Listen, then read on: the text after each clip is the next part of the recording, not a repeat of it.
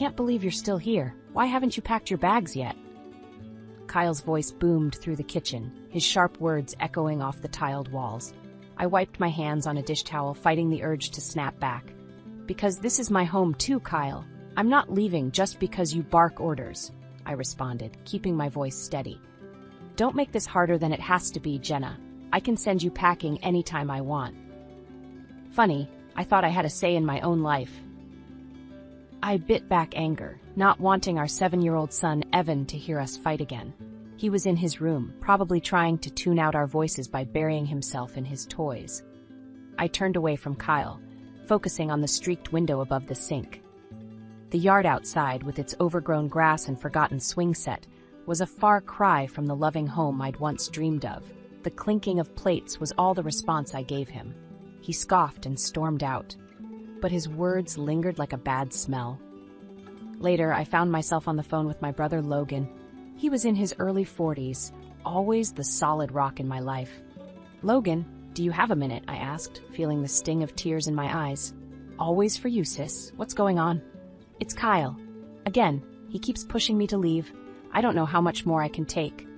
Logan's sigh crackled through the line. "Why don't you just come here for a while? Bring Evan. Get away from him."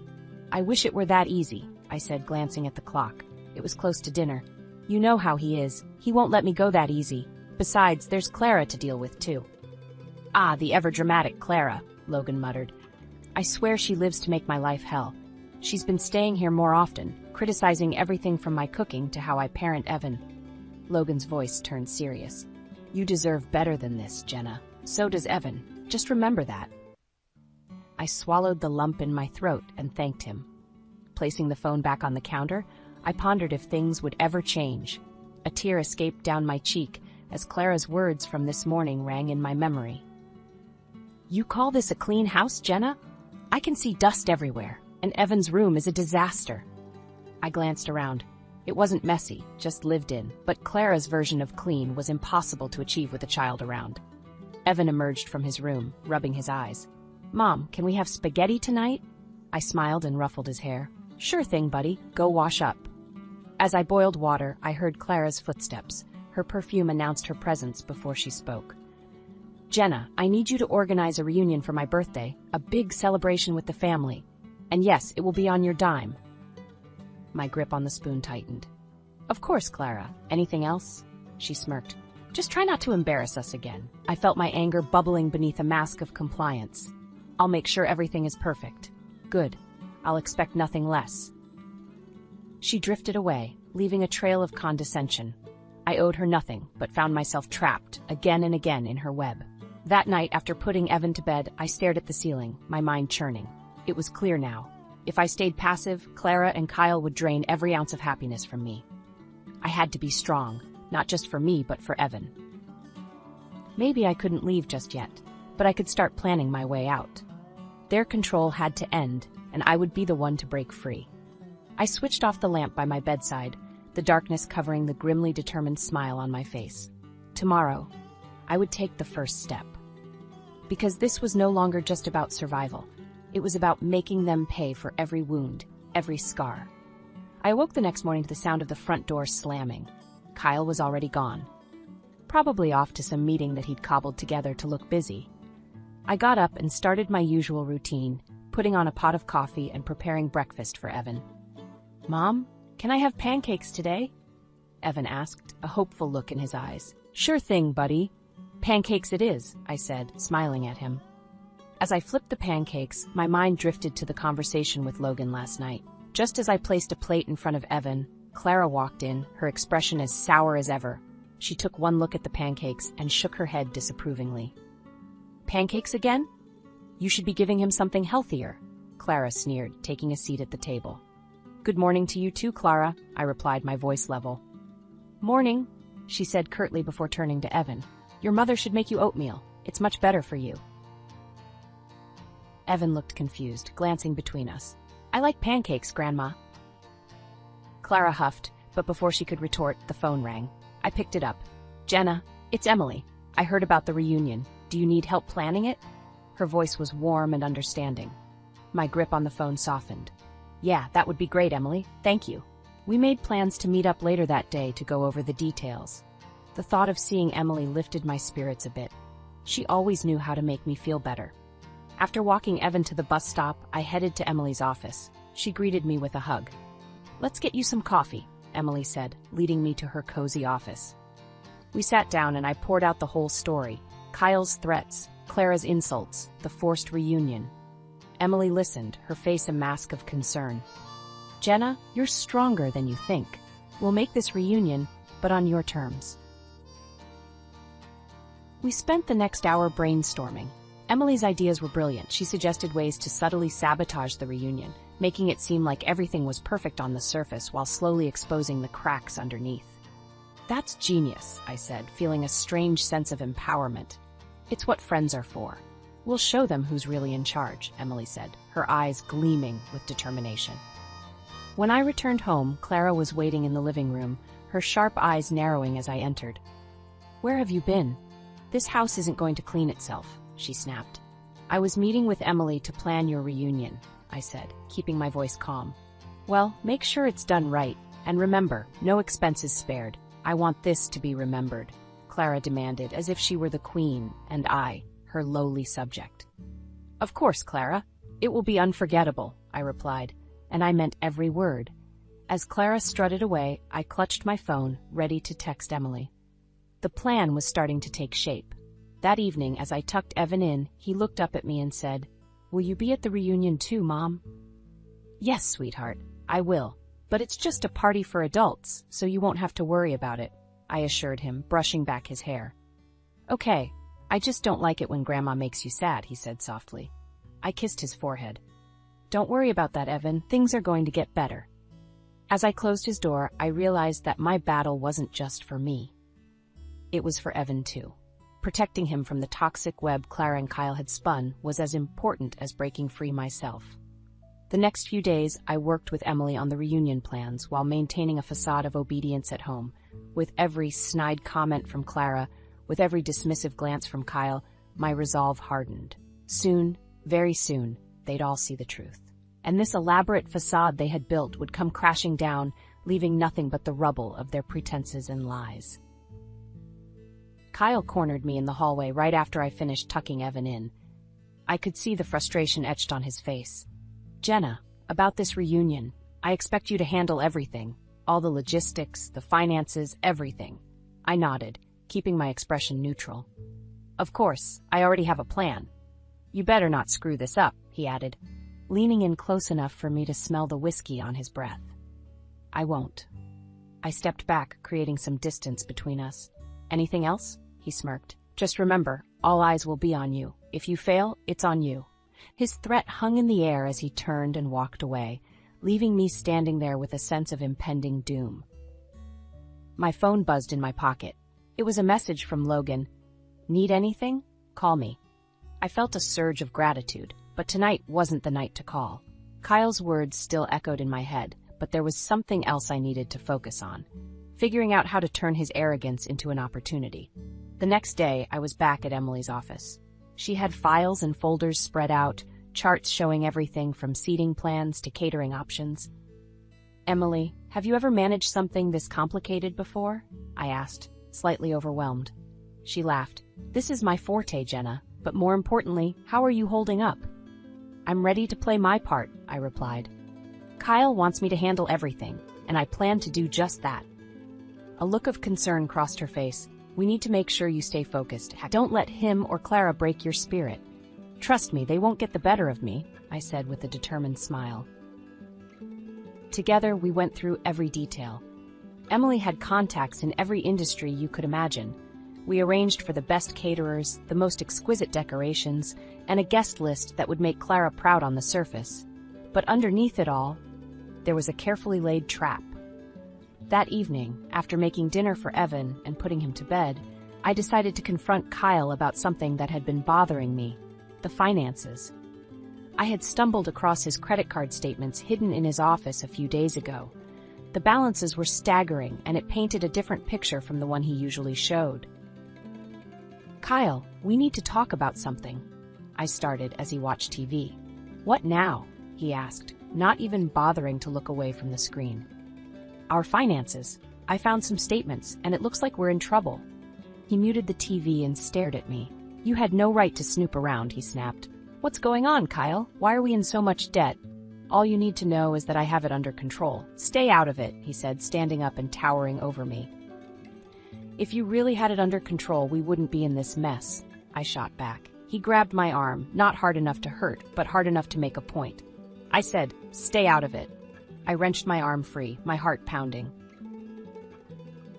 You're playing a dangerous game, Kyle. One of these days it's all going to come crashing down.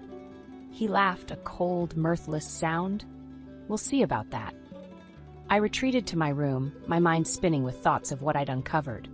It was clear now, it wasn't just about holding my ground anymore. It was about survival and leveraging what I knew to protect myself and Evan. As I lay in bed, my phone buzzed again with a message from Logan. Thinking of you. Be strong. I clutched the phone, feeling a surge of resolve. Tomorrow, I would make a call to my brother, and together, we'd start executing the plan.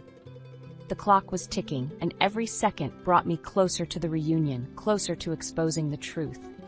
Because in the end, it wasn't just about getting revenge on Kyle and Clara. It was about winning back my freedom and showing them that their reign of terror was over. The following morning, I woke with a clear mission. Jenna 2.0 was ready to fight back. I called Logan, who picked up after the first ring. Jenna, what's going on? He asked, voice full of worry. I need your help. It's about the reunion. I explained the situation and the financial trouble Kyle was hiding. Logan didn't hesitate. I'm here for you. I'll do whatever it takes to get you out of there, he said. I just need to gather more info, cover my bases, I replied. We agreed to meet later to go over the details of what I had found. But first, I needed to put on the show of a lifetime for Kyle and Clara. Emily and I continued with the planning, her keen eye and vast experience proving invaluable. We met with caterers and decorators, inspecting sample menus and color palettes. Every interaction was a chess move, positioning the pieces just right. As we finalized plans, a thought gnawed at me, Clara's real intentions. One evening, while Clara was busy criticizing my choice of napkin folds, I peeked into her study. There, among invoices and old letters, I found her bank statements. It was worse than Kyle's situation. Large sums of money shuffled between accounts, traces of expensive purchases. My eyes widened at the reality that Clara was bleeding funds to keep her control intact. Mom, what are you doing? Evan's voice startled me. He stood in the doorway, his wide eyes reflecting concern. Just some boring adult stuff, sweetie. Why don't you go color? I said, hoping he wouldn't catch on to the tension. Okay, he said, his innocent face breaking into a small smile before he trotted off. I slipped the papers back and carefully exited the room. As Clara emerged from the kitchen, her eyes narrowed. What were you doing in my study? She demanded, suspicion lacing her tone. Just looking for some old family photos. I lied easily, meeting her gaze without wavering. Don't touch my things, Clara hissed, her nostrils flaring. Later, I met Logan at a small cafe away from prying eyes. I spread out what I had found on the table. Logan whistled low. They're neck-deep in debt, he said, reviewing the information. This is my leverage, Logan. This is how I turn the tables. You've got them by the throat, but be careful. They'll retaliate if they suspect anything. I know, I nodded, swallowing my fear, but I'm ready. We created a plan to unveil the financial downfall at the reunion. A slideshow, discreet murmurs among guests, subtle but effective. Our goal was to allow others to piece the puzzle together, sparking doubt. The week before the reunion, tensions were at an all-time high. Kyle was on edge, micromanaging every detail from afar while still trusting me to do the bulk of the work. Clara hovered, her eyes always watching. Emily and I added final touches meticulously, breaking for whispered strategy sessions. Everything needed to be perfect. Imperfection was our ally, hidden among gems. The day of the reunion finally arrived, and the house transformed. Fairy lights twinkled outside, tables laden with gourmet food adorned the living room. It was a vision, a serene facade over a simmering volcano. As Kyle hobnobbed with guests, his laughter loud and falsely jovial, Clara drifted from group to group, ensuring everyone knew she was the grand orchestrator. They bought it, Emily whispered, standing beside me. Good. Now, let's finish this, I replied, my pulse quickening. As the evening wore on, I noticed Kyle's brow furrow, a sheen of sweat visible under the party lights. Clara's smile tightened when guests started murmuring about rumors. "Jenna, a word," Kyle demanded, pulling me aside. His eyes searched mine, confusion and suspicion intermingled. "What's going on?" "I have no idea," I lied smoothly, raising a glass to take a sip. "It seems they're just talking." "You better not be behind this," he snarled, his grip on the glass tightening. "I'm just following your orders, Kyle. Enjoy the party," I said, walking away to mingle with guests, giving them knowing looks and selective bits of juicy information. As the night deepened, the whispered rumors turned into open conversations. The seeds of doubt were blossoming. Clara's mask of control cracked, and Kyle's facade began collapsing under the scrutiny. I watched from the corner, standing with Emily, strength pulsing through my veins. The time for everything to crumble was near. The empire of lies Kyle and Clara built would not survive this night, and come morning, freedom would finally be within my grasp. The main event of the evening approached, a speech from Clara. She had rehearsed it for weeks, littering it with references to her benevolence and family values. Standing in front of the guests, she cleared her throat, her voice ringing out. "Good evening, everyone. Thank you all for being here to celebrate my birthday and the unity of our family." Kyle stood by her side, nodding along. His eyes darted nervously through the crowd. I exchanged a glance with Emily, who gave me a reassuring nod. "We have so much to be grateful for, and I'd like to take this moment to express my sincere gratitude. It hasn't always been easy," Clara continued, her voice tinged with fake humility. In the back of the room, Logan began to quietly circulate, strategically striking up conversations about the whispers he heard regarding Kyle and Clara's financial situation. The rumors began to ripple through the crowd, each murmur louder than the last. I approached the stage with a tray of champagne, stepping up to Clara as she finished her speech. "A toast to your health and happiness, Clara," I said loudly enough for everyone to hear. Clara smiled thinly, accepting the glass. "To family," she echoed, lifting it high. As everyone clinked their glasses, I caught Kyle's eye and nodded toward the projector screen where the slideshow was about to start. He didn't know what was coming, but unease crept into his expression. The first few slides were innocent family photos, but as the montage progressed, images of extravagant purchases and high-life snapshots began to blend with spreadsheets showing massive debts. Gasps filled the room. Clara's smile faltered. "Wait, what's this?" she stammered, panic rising in her voice as the images began to tell a damning story. Kyle's face grew pale. He lurched forward, trying to stop the presentation, but Logan intercepted, making it look like an accident. "Sorry, didn't see you there, Kyle," Logan said, stepping aside with a grin. "What are you doing?" Kyle hissed at me, his voice low and venomous. "Just sharing a complete picture of family unity, like Clara said," I replied, my eyes cold. Murky secrets spilled out as the slides continued. Faces in the crowd turned from curiosity to shock, disgust tracing their features. Key family members, the ones who mattered most to Clara and Kyle, began whispering among themselves, their faith shaken. Clara's grip on her champagne flute tightened, and she turned to me, eyes blazing with fury. You did this." I stood my ground, meeting her gaze evenly. "Everyone deserves to know the truth." Kyle stormed toward the projector, yanking the plug out. "Enough!" he barked, but the damage was done. Silence hung heavy in the room. Clara tried to compose herself, a manic desperation in her eyes. "Please, everyone, this is a misunderstanding. It's not what it looks like." One of Kyle's uncles, an imposing figure named Robert, stepped forward. "A misunderstanding? How do you misunderstand years of debt and deceit?" Kyle stammered. "Uncle Robert, please, we can explain." "No need. I can't believe this is how you've been operating, Kyle," Robert said with a disappointed shake of his head. The atmosphere shifted irrevocably. Clara's regal demeanor crumbled, and she looked around helplessly. Kyle's attempts to salvage the night failed miserably. Guests began to leave, their polite goodbyes tinged with disdain. Emily leaned in, whispering, "You did it! They're done!" As Clara staggered out of the room, she shot me a withering look. "You think you've won, but this isn't over." Kyle followed her, dejected and defeated. I watched them go, feeling an overwhelming surge of relief and triumph. The clock ticked closer to midnight, and the house, once a battlefield, began to return to its usual silence. Logan and Emily stayed behind to help clean up, their presence a calming balm on a night filled with chaos. "Thank you," I said, hugging them tightly.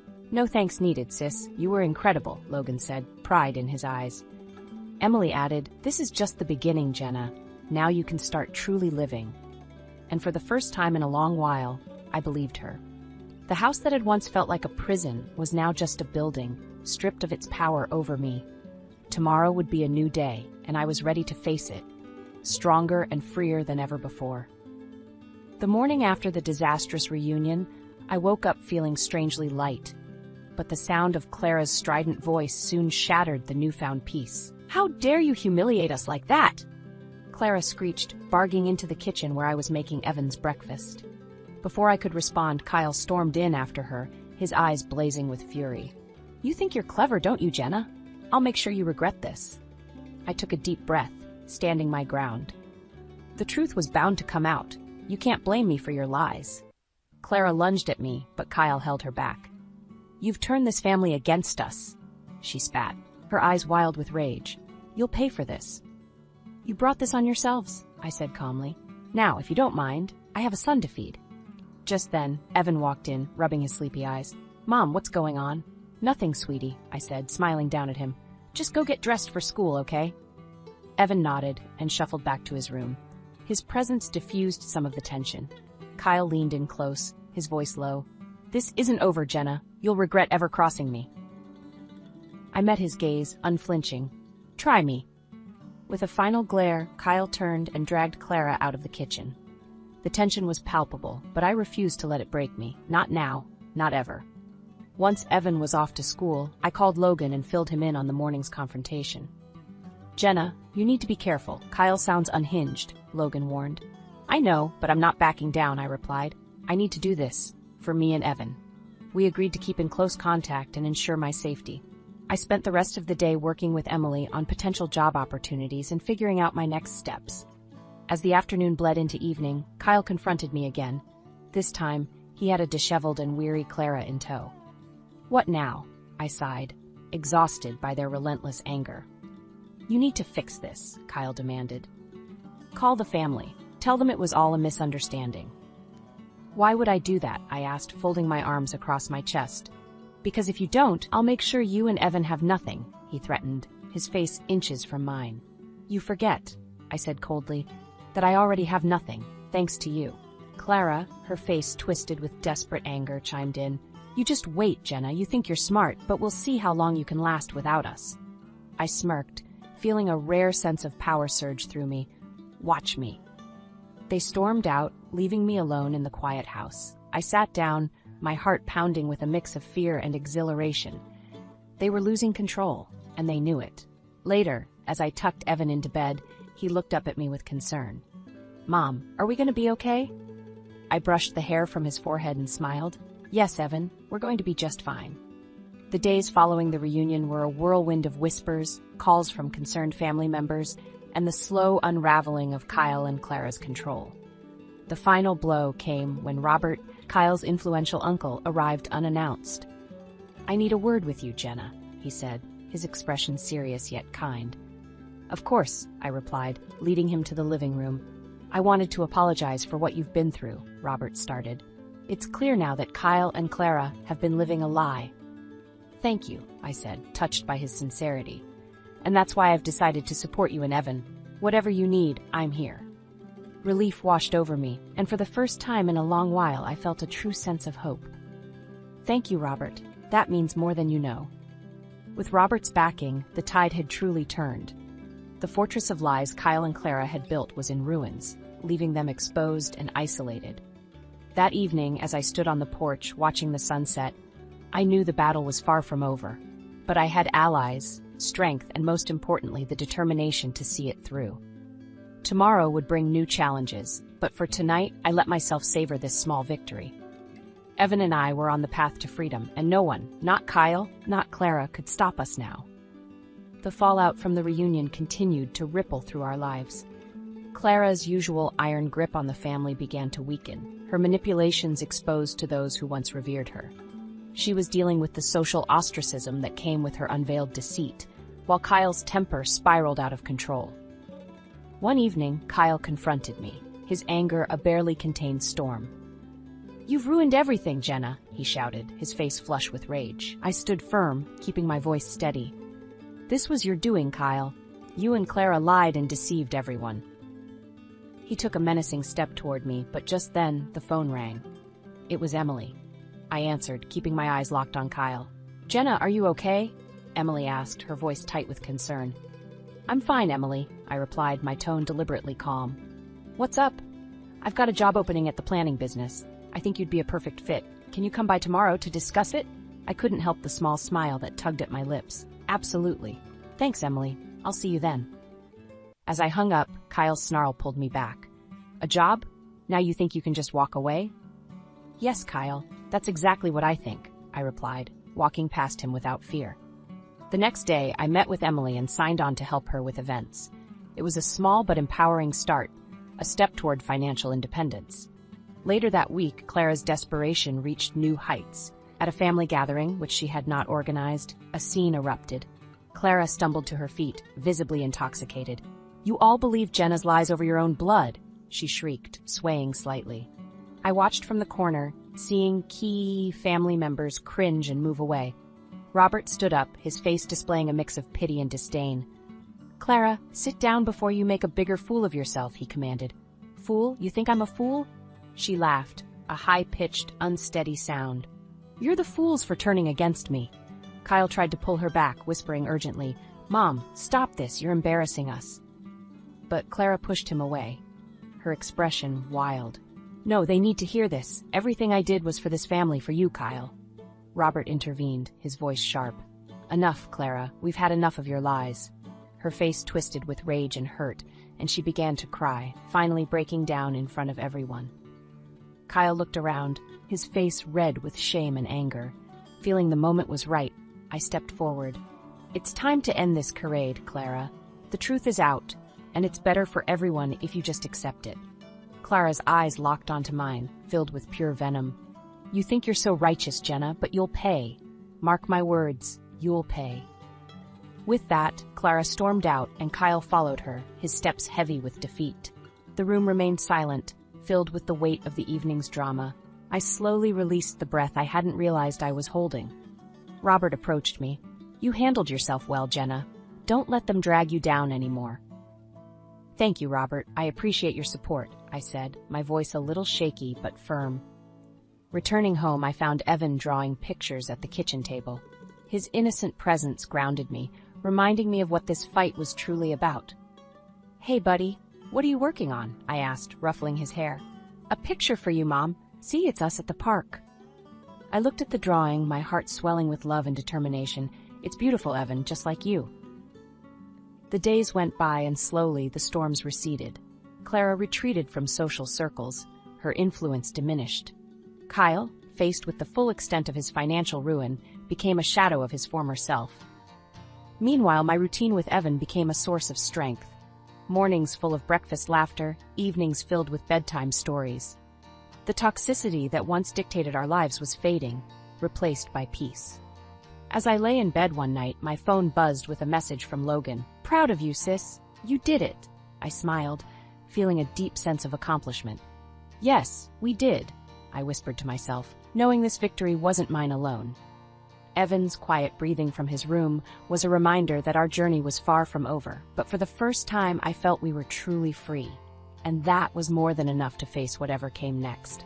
I moved in with Logan the next weekend, Evan trailing behind me with a backpack full of his favorite toys. Logan's place was smaller but cozy, filled with warmth and comfort, everything our old house lacked. "Welcome, guys," Logan said, helping Evan with his stuff. "Make yourselves at home." "Thanks, Logan, for everything," I replied, giving him a tight hug. Evan explored his new room with excitement, and for once I saw a genuine smile on his face. It was a good sign, one that told me we were on the right path. The next few days were a whirlwind of settling in and adapting to our new environment. I started my new job with Emily, and she made sure I felt at ease. "Here's your desk, Jenna. Everything you'll need is right here," she said, showing me the ropes. "Thanks, Emily. I can't tell you how much this means to me," I replied, my gratitude genuine. "I'm glad to have you on board. We're going to make an excellent team." she smiled, giving me a reassuring pat on the back. Back at Logan's, Clara and Kyle's undoing was becoming a topic of gossip in every corner of our world. Clara had withdrawn, her social circle crumbling. Kyle faced constant scrutiny and was visibly crumbling under the pressure. One evening, Clara showed up at Logan's house, uninvited and visibly rattled. "Jenna, we need to talk," she said, her voice trembling. I didn't bother hiding my surprise. "What are you doing here, Clara?" "I came to make amends," she said, her voice cracking. "Please, I've lost everything." Logan stepped forward protectively. "Maybe you should leave, Clara." "No, let her speak," I interjected, wanting to hear her out. "I was wrong, Jenna, about everything. I see that now," Clara pleaded, tears rolling down her cheeks. "I can't undo the past, but I'm begging you for a chance to make it right." I looked at Logan, then back at Clara. Memories of her cruelty flashed through my mind, but so did the thought of a fresh start. "Clara, I won't forget what you did to us, but for the sake of Evan, I'll think about it." Clara nodded, her face a mixture of relief and regret. "Thank you, Jenna. That's all I ask." As she left, Logan looked at me, eyebrows raised. "You sure about this?" "No, but everyone deserves a shot at redemption. Even Clara," I said quietly. The resolution was fragile, but it was a start. It gave me some closure. Months went by and our new life started to feel like normal. Evan was doing well in school, making friends, and enjoying his childhood, a childhood not overshadowed by anger and manipulation. One day, Emily approached me with a look of excitement. "Jenna, there's an opportunity I want you to consider. A management position has opened up, and I think you'd be perfect for it." I blinked, taken aback. "Emily, are you serious?" "Absolutely. You've proven yourself more than capable. Think about it." "I will," I said, a smile creeping onto my face as I thought about how far I'd come. That evening, I shared the news with Logan. "Emily wants me to take a management role." "That's fantastic, Jenna. You deserve every bit of it," he said, genuinely happy for me. As I walked to Evan's room to share the good news, I found him drawing another picture. This one was of the three of us, Logan, Evan, and me, smiling in front of a house. "Is that our new home?" I asked, my heart swelling with pride. "Yeah, Mom, it's us, happy together," he said with an innocent smile.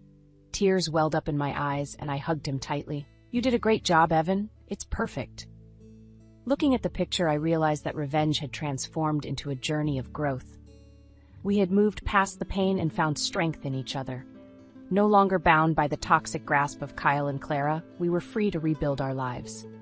As I tucked Evan into bed that night, I whispered, "We're going to be just fine, Evan. Better than fine. We're going to be great." Our battle was over, and we had won more than just freedom. We'd gained a new beginning. This was our story now, rewritten in strength and love. And as I closed my eyes, I knew our future was as bright as the morning sun.